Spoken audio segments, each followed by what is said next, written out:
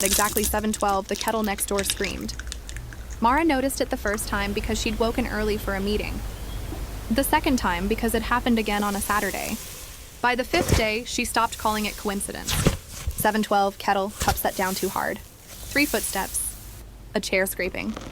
Her neighbor, Mr. Halverson, lived alone. Quiet, polite, forgettable.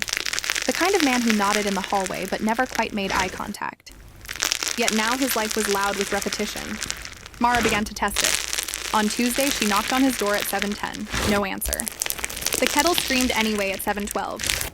When she checked the hall again, his door was still closed. On Wednesday, she stayed up all night.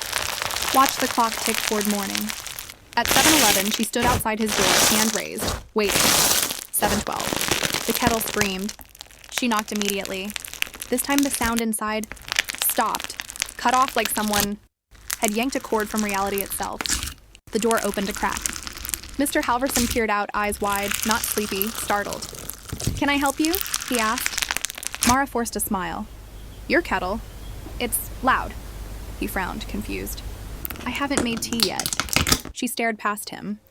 The kitchen was dry, silent. The kettle sat cold on its base.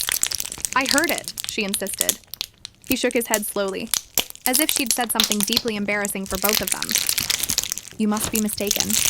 The next morning, 7:12, the kettle screamed again. Mara stopped sleeping after that. She mapped every sound, every repetition. It was perfect, identical, like a recording playing on loop, except for one thing. Each day, the pause after the kettle grew longer. At first, just a second before the cup hit the counter. Then 2, then 5. Like something inside the routine was hesitating. On the 12th day, Mara pressed her ear to the wall, heart hammering. 7:12. The kettle screamed. Silence stretched. 10 seconds. 15. Then, a voice. Not Mr. Halverson's usual quiet murmur, but sharp, panicked. No, this isn't right. A crash. Footsteps too fast, breaking the pattern. Mara pounded on the wall. Mr. Halverson? The next sound wasn't part of any routine she'd learned. It was a knock. From his side. 3 slow taps, exactly where her head rested against the wall. Mara froze. Another 3 taps came, more urgent.